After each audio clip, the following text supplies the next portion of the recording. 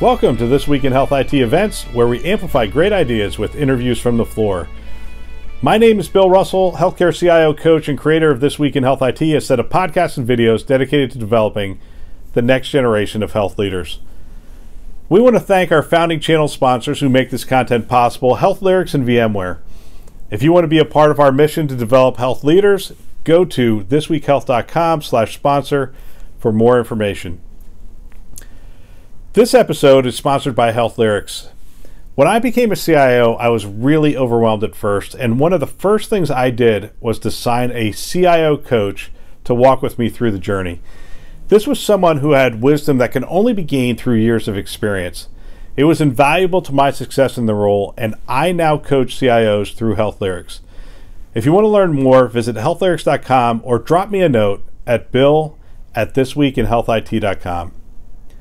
Over the next 3 weeks, we have a huge treat for you. I'm really excited about it. I just got back from the Chimefall Forum in Scottsdale, which was a great event, and we caught up with 12 active CIOs from various size health systems and asked them to take a look back at 2019 and a look forward at 2020. You're going to hear what they're excited to have accomplished last year and what they're looking forward to accomplish next year. I asked each of them the same 8 questions, and I think you're going to be fascinated to hear the similarities and the differences based on where they're at, geography, and other things. Each of these interviews is about 10 minutes long, so you can listen to them really quick, and some of you listen at 1.5 times speed, so it's going to go like that. We're going to publish one a day with a few Newsday episodes sprinkled in through the end of November, so check back every day for the next episode, and don't forget to look back to see if you missed any. In our next conversation, I get to sit down with Erica Williams, who is the Chief Information Officer for CHS in the Southwest market. And the thing I like about this conversation is it gives us a very different perspective. She is over a lot of, or she works with a lot of hospitals which are in rural markets. So different perspective. Hope you enjoy. So we're here again from Chimefall Forum with another one of our CIO interviews. I'm with Erica Williams with CHS out of Austin. Yes, I'm based in Austin, the market CIO for Texas. Market CIO for Texas. How many hospitals in Texas? I have 11 in Texas and also supporting 3 in New Mexico. Okay, so that's a lot. Yes.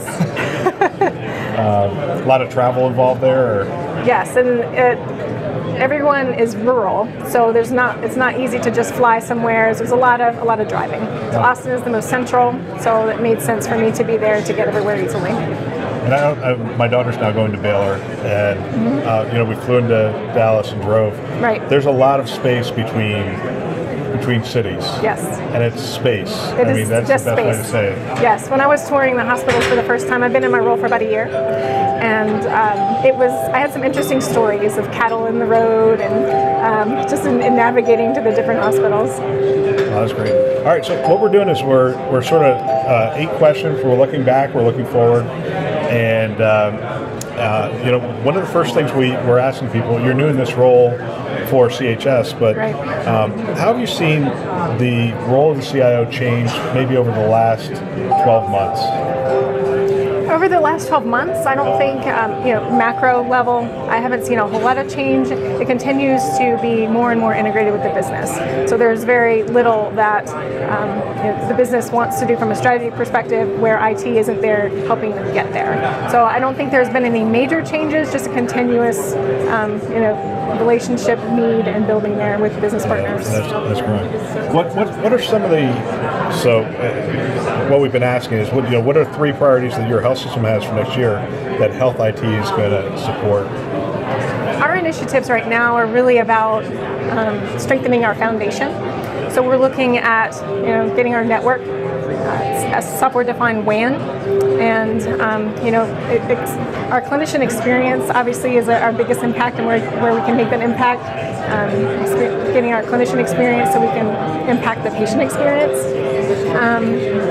On top of that, it's also looking at solutions like unified communication as a service and thin clients, all really simplifying IT and also looking at ways to impact the clinician.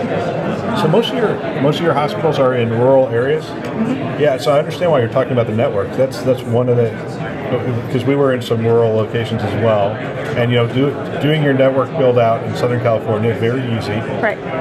But when you start to get into you get into places where there aren't as many carrier choices and there aren't as many services, that is a challenge. Does that impact the clinicians significantly?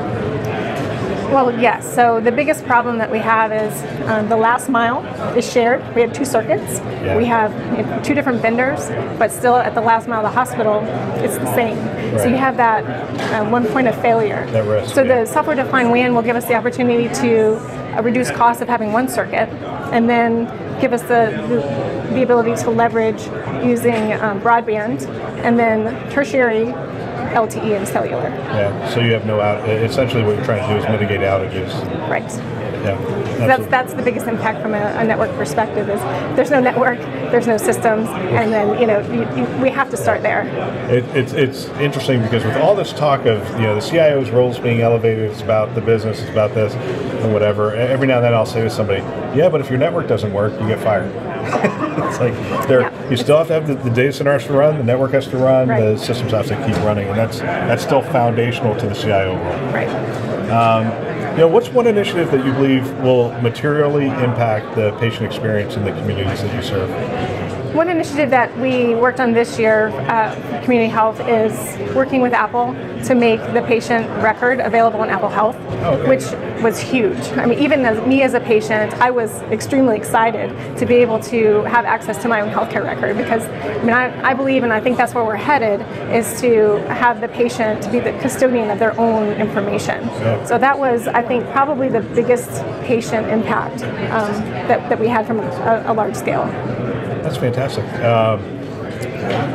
One initiative that's going to materially impact or has materially impacted the clinician experience? Our Thin Client, we recently, in one of my hospitals, piloted for the organization the Thin Client environment. So that's tackling both the clinician experience and also tackling the issue of lifecycle management, right? So we have about 100 devices within focusing on the nursing areas and the physician areas, giving them, they're not having to wait on a PC to reboot. They have a standardized view. They go log on to one PC on the second floor, or the fourth floor, it looks the same. They can tap in, tap out, and that one is one that's going to expand. So we started it this year, and we'll expand it out next year. I don't think people recognize that. When you have those thick clients, you have to upgrade them every 3 years, or they're just not. 3 years is about the edge. Right. But at 4 years, they're too slow for those environments. But with thin clients, and you're building out that infrastructure really in the data center. Right. The life cycle. We increased our life cycle to 7 years, but I don't know if that was going to work or not. We're going to find out. Right. That's what we hear. The thin clients will have a longer lifespan, but we'll see. But the idea of just being able to easily swap it out, there's no really setup. You just kind of plug and play. So it's easier for our technicians to support. It does require a higher level of support, from a sysadmin perspective. Right. So we, we'll focus to make sure that we have those resources and the right resources to support that. But we can support that more at a market level versus facility by facility. Exactly. So, what's the greatest success your health IT team has had in 2019? Well, for my role, I'm not only new to the role, but the role is brand new. Oh, okay. Prior to me coming into the Texas market, each of my hospitals functioned completely independent. And so we had a corporate IT, and then we had independent silos of IT at each hospital that didn't really work together. So my goal this year, and we'll continue to expand on that, is creating a shared services market model support. So it's creating a service desk across the market. It's creating a sysadmin team across the market, creating collaborative relationships amongst the leaders. So that's the biggest impact, I think. That's fantastic. What's one thing in 2019 that you wish you had more time to spend trying to tackle that's maybe a missed opportunity? I don't know that it's a missed opportunity, but more coming into this role and as I mentioned, trying to build a market support level. It's really been, and with our initiatives being focused on the foundation, it's really been on the technical side. As I mentioned, on the techs and the sysadmins and the help desk support. So I wanted as well to bring in those the clinicians, the clinical informaticists as well, and again, they're kind of siloed in my market still, so wanting to pull them in, and I started that, but we have a lot more opportunity there. That's fantastic. What's one area you'd like to see more innovation? If the health industry were to move things forward, what's one area they're like, I really wish we'd move the needle there? Well, I think the consumerism that I talked about of the healthcare records being more available and having our consumers being their own custodian.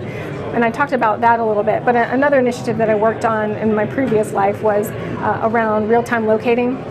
And we found some extreme patient experience benefits, but the cost of the infrastructure is just so prohibitive of being able to do those sort of things. And we did hand hygiene, which we made significant impacts on infection rates, asset management, helping our clinicians, and also the cost benefit for that, behavioral health rounding. There's so much that we could do to leverage the workflow of our clinicians and just what they do.